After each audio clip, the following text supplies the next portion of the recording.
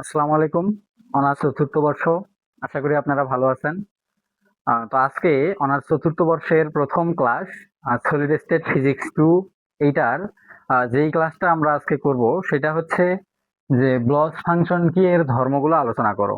তো এই ব্লস ফাংশন বা আপনারা এটাকে ব্লক ফাংশনও বলতে পারেন, যদিও বিজ্ঞানীর নাম আমরা কি জানি যে ফেলিক্স ফেলিক্স ব্লস। এখন আপনারা এটাকে যদি ব্লক বলেন সেটাও পারেন, অথবা যদি ব্লস বলেন সেটাও পারেন। তো আমরা আজকে এই প্রথম লেকচারে ব্লস ফাংশন কি এবং এর ধর্মগুলা নিয়ে আলোচনা করার চেষ্টা করব। তো চলুন তাহলে শুরু করা যাক। আমরা যখন কোয়ান্টাম মেকানিক্সে মুক্ত কণা বা ফ্রি ইলেকট্রন নিয়ে আলোচনা করি, তো তখন ওইখানে আপনারা কি দেখেন যে এই মুক্ত ইলেকট্রন বা ফ্রি ইলেকট্রনের ক্ষেত্রে বা মুক্ত কণার ক্ষেত্রে সেইটা কিন্তু শ্রোডিঙ্গার সমীকরণের সাহায্যে খুব সহজেই সমাধান করা যায়, কারণ এটাতে কোনো বাধা থাকে না এবং পটেনশিয়ালিটি বা বিভবের কোনো ঝামেলা থাকে না। কিন্তু একটু চিন্তা করে দেখেন ক্রিস্টাল বা কেলাসের ভিতরের অবস্থাটা কেমন।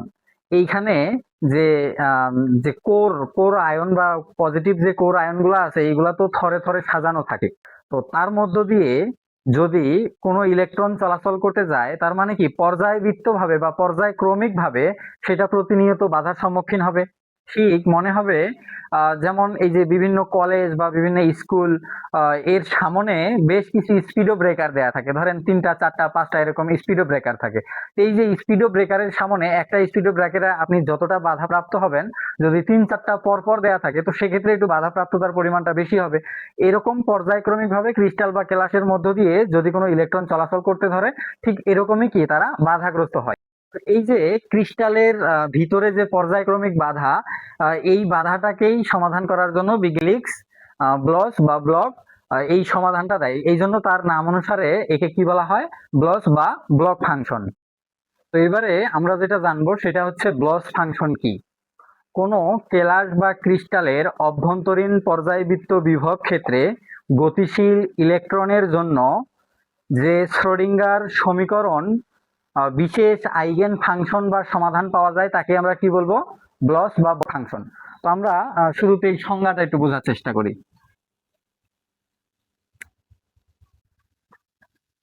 কোন কেলাস বা ক্রিস্টালের অভ্যন্তরীণ পর্যায়বৃত্ত বিভব বিভব ক্ষেত্রে গতিশীল ইলেকট্রনের জন্য শ্রোডিঙ্গার শ্রোডিঙ্গার তরঙ্গ সমীকরণ।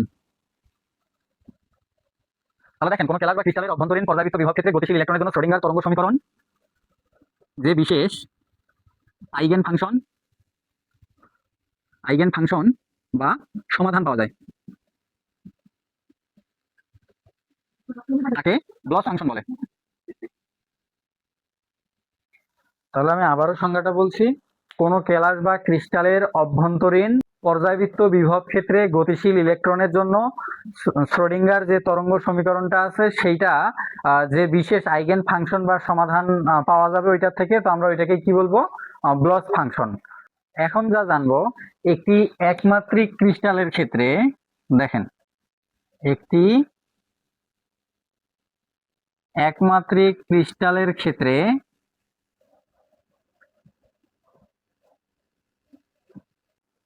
ল্যাটিস ধ্রুবক বা পর্যায়কাল এ হলে বিভবের যে শর্তটা দাঁড়ায় সেইটা হচ্ছে V of X equal V of X plus A. তাহলে এখানে দেখেন আমরা কি বললাম, যে একমাত্রিক ক্রিস্টালের ক্ষেত্রে ল্যাটিস ধ্রুবক বা পর্যায়কাল যদি এ হয়, অর্থাৎ এইটা আপনারা এরকম চিন্তা করেন, তো এইটা এক্স অক্ষ, তো আমি ধরলাম যে আমার এইটা এক্স বিন্দু। তো আমার এইখানে কি আছে, একটা পজিটিভ আয়ন কোর আছে নির্দিষ্ট দূরত্ব পরপর, কিন্তু তাহলে আমার ধরলাম এইখানে একটা পজিটিভ আয়ন কোর আছে, এইখানে একটা আছে। তো এই যে যে দুইটা পজিটিভ আয়ন কোর, এদের যে মধ্যবর্তী দূরত্ব সেটা কিন্তু এ। তাহলে আমরা কি বললাম, একমাত্রিক ক্রিস্টালের ক্ষেত্রে ল্যাটিস ধ্রুবক বা পর্যায়কাল যদি এ হয়, তাহলে এই যে ল্যাটিস ধ্রুবক বা পর্যায়কাল যদি এ হয়, তাহলে বিভবের যে শর্তটা V of X equals to V of X plus A, অর্থাৎ আমার এই বিন্দুতে দূরত্ব কত এক্স, এবং যখন আমি এই বিন্দুতে যাব তো তখন তো আমার এ দূরত্ব অতিক্রম করলো, তাহলে এটা কি হবে এক্স প্লাস এ। সেম ভাবে যখন আমি এটাতে যাব এক্স প্লাস কি টু এ। তো এই যে এরকম করে যখন আমার দূরত্ব বাড়তে থাকবে, আমার কিন্তু এই যে যে কেলাস বা ক্রিস্টালের মধ্যের যে অবস্থাটা বা পরিবেশটা, সেটা তো আর চেঞ্জ হচ্ছে না, সেটা তো একই থাকতেছে।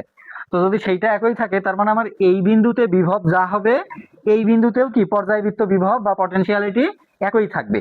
তো সেই জন্য আমরা কি লিখলাম, যে একটা sorry V of X equals to V of X plus A. এই পর্যায়বৃত্ত বিভবের জন্য, তাহলে এই পর্যায়বৃত্ত, যেহেতু এটা পর্যায়ক্রমিক ভাবে বারবার বিভব চেঞ্জ হচ্ছে না, তো তাহলে আমরা কি বলতে পারি, এই পর্যায়বৃত্ত বিভবের জন্য শ্রোডিঙ্গার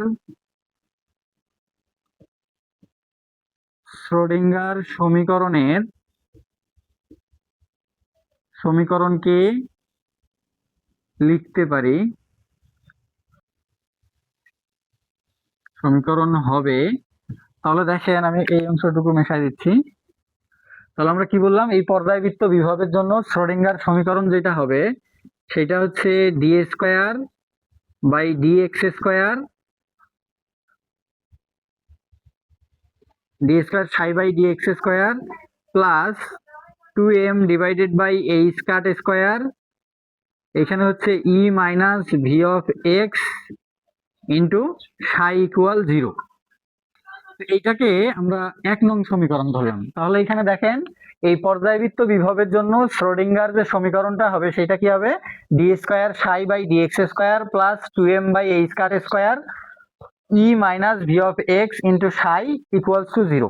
তাহলে এখানে এম কি, এম হচ্ছে ওই কণা বা ইলেকট্রনের ভর, এবং এইচ কাট মানে আপনারা জানেন থার্ড ইয়ার থেকেই, এইচ কাট মানে কি এইচ বাই 2 পাই, অর্থাৎ এইটা কি হ্রাসকৃত প্লাঙ্কের ধ্রুবক। এই এইচ কাট হচ্ছে হ্রাসকৃত প্লাঙ্কের ধ্রুবক, আর ই হচ্ছে এনার্জি বা শক্তি, আর ভি হচ্ছে বিভব শক্তি।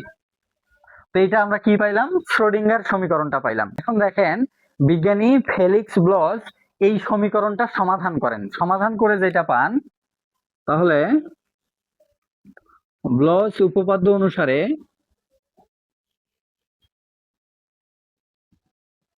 1 নং সমীকরণের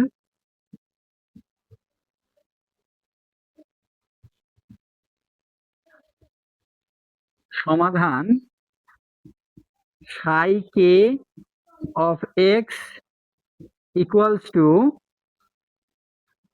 you K of x E to the power plus minus I K X, এটা 2 নং সমীকরণ। তো এখন দেখেন, আমাদের এই যে psi K X, U K X এবং E to the power plus minus I K X, এইগুলা কি বা এগুলার কাজ কি? তাহলে দেখেন, এইটা হচ্ছে ব্লজ ফাংশন, এবং এইটা হচ্ছে মুক্ত কণার সমতল তরঙ্গরূপ, এবং ইউকে এক্স, এইটাকে আমরা কি বলবো, ব্লজ মডুলেশন ফাংশন। এটাকে বলবো ব্লজ মডুলেশন ফাংশন। তো এখন দেখেন, যে এই ব্লজ উপপাদ্য অনুসারে শ্রোডিঙ্গার সমীকরণকে বিজ্ঞানী ফেলিক্স ব্লজ যে সমাধান করলেন, করার পরে কি পাইলেন, এই psi K of X, U K of X এবং E to the power plus minus I K X. তো এখানে এই সাই কে অফ এক্স কি, ব্লজ ফাংশন, এবং ইউ কে অফ এক্স এইটা হচ্ছে ব্লজ মডুলেশন ফাংশন। এখন প্রশ্ন হচ্ছে, ব্লজ মডুলেশন ফাংশনের কাজ কি? তো ব্লজ মডুলেশন ফাংশনের কাজ তরঙ্গের বিস্তারকে পর্যায়বৃত্ততার নীতি অনুযায়ী কি নিয়ন্ত্রণ করা। এখন যদি আমরা এই সমীকরণে এক্স এর জায়গায় এক্স প্লাস এ বসাই দেই, দেখেন এখন এই সমীকরণে এক্স এর জায়গায় এক্স প্লাস এ বসাই, কারণ আমরা এখানে কি জানছিলাম, যে ধ্রুবক বা পর্যায়কাল এ যদি হয়, তাহলে বিভবের শর্ত তো আমরা একটা পাইছিলাম পর্যায়বৃত্ততার শর্ত। তাহলে এক্স এর জায়গায় যদি এক্স প্লাস এ বসাই তখন কেমন দাঁড়ায় দেখেন। তাহলে আমার এখানে হচ্ছে এই সাই কেটা কিন্তু একটা তরঙ্গ ভেক্টর ফাংশন। তাহলে আমার এখানে হচ্ছে সাই এক্স এর জায়গায় আমরা বসাবো হচ্ছে এক্স প্লাস এ, এটা চাইলে কে দিতে পারেন। আবার এইখানে কি হচ্ছে ইউ কে এক্স এর জায়গায় বসাবেন এক্স প্লাস এ, এবং এইখানে হচ্ছে E to the power plus minus I K X এর জায়গায় হচ্ছে এক্স প্লাস এ। তাহলে আমরা কি করলাম, যেখানে যেখানে এক্স আছে সেখানে এক্স প্লাস এ বসাই দিলাম। কেন? কারণ আমার এক্স অবস্থানে যে পর্যায়বৃত্ততা বিভব যা থাকবে এক্স প্লাস এ অবস্থানে ওই একই পর্যায়বৃত্ততার বিভব থাকবে। তাহলে প্রশ্ন হচ্ছে যে আমি যদি এক্স এর জায়গায় এটা বসাই দেই তাহলে আমার এইখানে তো এটা যা আছে থাকলো সাই কে এক্স প্লাস এ। এখন এই অংশটুকুতে আমরা কি করব, সূচক এবং পর্যায়বৃত্ততার শর্ত ব্যবহার করব। তো এই অংশটুকুতে যদি আমি সূচক এবং পর্যায়বৃত্ততার শর্ত ব্যবহার করি, তো পর্যায়বৃত্ততার শর্ত কি, যে আমার যদি কখনো কি ইউ কে অফ এক্স থাকে তাহলে আমি ওইটাকে কি লিখতে পারবো, ইউ কে এক্স প্লাস এ। তার মানে আমি তাহলে এখন যেহেতু আমার ইউ কে এক্স প্লাস এ আছে তাহলে আমি এটাকে লিখতে পারবো কি ইউ কে এক্স। তো আমি এইটাই করতেছি, এই অংশটুকুকে লিখতেছি ইউ কে এক্স এবং এইখানে সূচকের কাজ করব। তো সূচকের কাজ কি, আমরা জানি প্লাস থাকলে সেটা ইনটু হয় এবং ইনটু থাকলে পাওয়ার কি হয়, প্লাস হয়।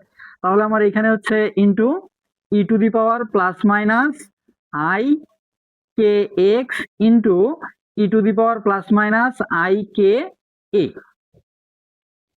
তো এখন যদি আপনারা একটু খেয়াল করেন এইখানে দেখেন আমরা 2 নং সমীকরণ যেটা পাইছি, অর্থাৎ শ্রোডিঙ্গার সমীকরণ যেটা, এইটা সমাধান করে যা পাইছি, যে 2 নং সমীকরণটা পাইছি তার কিন্তু একটা রূপ চলে আসছে। দেখেন আমার এখানে কি আছে, u K of x E to the power plus minus I K x. এই যে u K of x E to the power plus minus I K x, এইটার এটা কি একই। তো তাহলে আমরা এই মানটুকু বসাই দিব।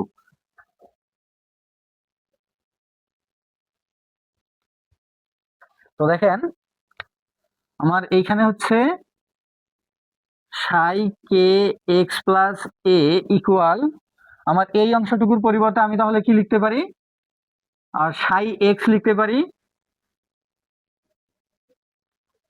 সাই এক্স, এবং আমার এখানে থাকতেছে into E to the power plus minus I K A, এটাই তো থাকতেছে তাই না।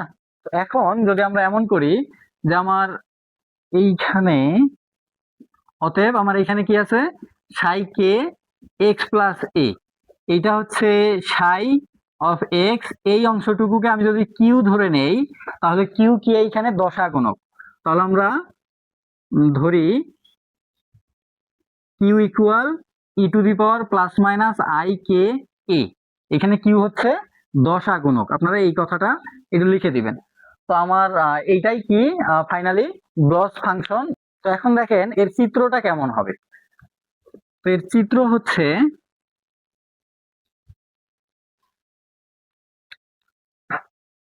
এইটা, যদি একটু ধরেন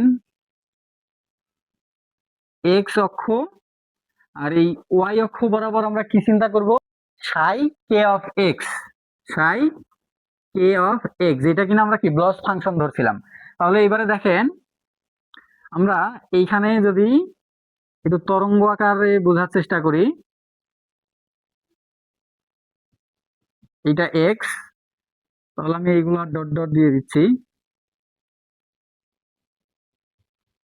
আর এই বরাবর কি আছে, ওই পজিটিভ কোর আছে, পজিটিভ কোর, নির্দিষ্ট দূরত্বে পজিটিভ কোর আছে, যাদের মধ্যবর্তী দূরত্ব কত ছিল, এ ছিল, যাদের এই ল্যাটিস দ্বয়ের মধ্যবর্তী দূরত্ব এ ছিল। এখন এইখানে দেখেন এটা কিভাবে আগায়, মূলত এইটা এইখান থেকে শুরু হবে, এরকম করে আসবে, এই যে যখন পজিটিভ কোর পাবেন, পজিটিভ কোর, তো এত দূর পর্যন্ত আসবে, অর্থাৎ এই জায়গাটা এখানে কি আকর্ষণ শক্তি বেশি কাজ করবে। তো যখন বেশি কাজ করবে তখন এইটা কি নিচের দিকে চলে আসবে, তারপর আবার এরকম করে উপরে যাবে, সরি,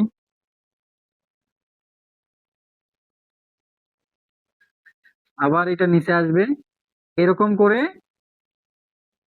ফাইনালি আগাবে। তো এইটা কি আমাদের এই ব্লস ফাংশন, ব্লস ফাংশনের যে আমরা এটাকে কি জানছিলাম, দশা গুণক, অর্থাৎ একটা দশা থেকে আরেকটা দশা, অর্থাৎ একটা ল্যাটিস কোড থেকে যখন আরেকটা ল্যাটিসে যাবে এর তো কিছু একটা পরিবর্তন হবে। অর্থাৎ এই যে মুক্ত কণার তরঙ্গ রূপগুলো এটা এরকম করে আগাতে থাকবে, এবং এইখানে যখনই পজিটিভ কোড আসবে তো তখনই তারা কি তাদের কাছে চলে আসবে আকর্ষণের জন্য। এবারে আমরা ব্লস ফাংশনের কি ধর্মাবলী জানবো। তো চলুন উপর থেকে মিশাই দিচ্ছি। তাহলে ব্লস ফাংশনের ধর্মাবলী, তো 1 নম্বর যেটা জানবো পর্যায়বৃত্ততা। পর্যায়বৃত্ততা ব্লস ফাংশনের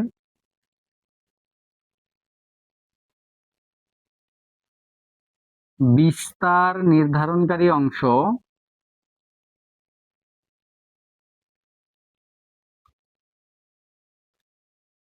ইউকে অফ এক্স ল্যাটিসের পর্যায়কালের দূরত্ব বা ওই ল্যাটিস বিন্দুদ্বয়ের দূরত্ব কি এ মেনে চলে। অর্থাৎ UK of X equals two কি হয়, ইউকে এক্স প্লাস এ। এই যে দূরত্ব ল্যাটিস দ্বয়ের যে দূরত্বটা সেইটা কি, এটা এই ব্লস ফাংশন যে মডুলেশন আছে এইটা কি পরিবর্তন হয় না, অর্থাৎ এক্স অবস্থানে যা থাকে তার এ দূরে গেলে ওই একই থাকে। তো এবারে আমরা যেটা জানবো 2 নম্বর ধর্ম, যেটা ইলেকট্রন পাওয়ার সম্ভাব্যতা।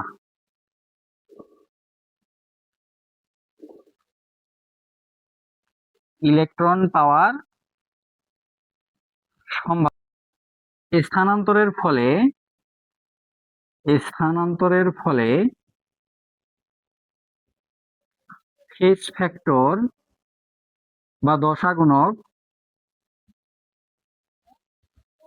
যুক্ত হলেও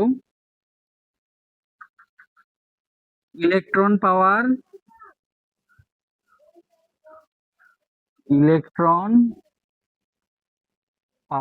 সম্ভাব্যতা বা ঘনত্ব অপরিবর্তিত থাকে।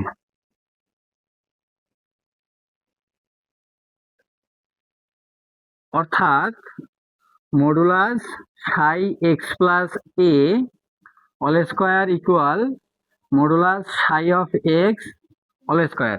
এই দুইটার কি পরম মানের বর্গ, এই পরম মানের বর্গ যদি করা হয় তাহলে সেটা কি অপরিবর্তিত থাকে। অর্থাৎ ইলেকট্রন পাওয়ার সম্ভাব্যতা তাহলে কি দাঁড়াচ্ছে, স্থানান্তরের ফলে ফেজ ফ্যাক্টর বা দশাগুণক যেটা আমরা কিউ পাইছি, এই ফেজ ফ্যাক্টর বা দশাগুণক যুক্ত হলেও ইলেকট্রন পাওয়ার সম্ভাব্যতা বা ঘনত্ব অপরিবর্তিত থাকে। এবারে আমরা 3 নম্বর যেটা দেখব সীমানা শর্ত।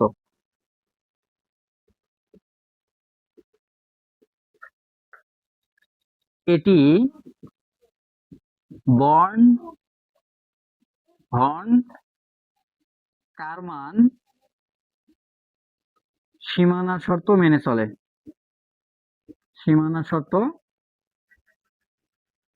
মেনে চলে।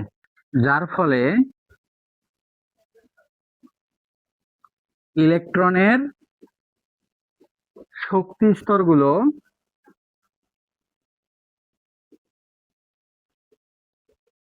বিচ্ছিন্ন ব্যান্ড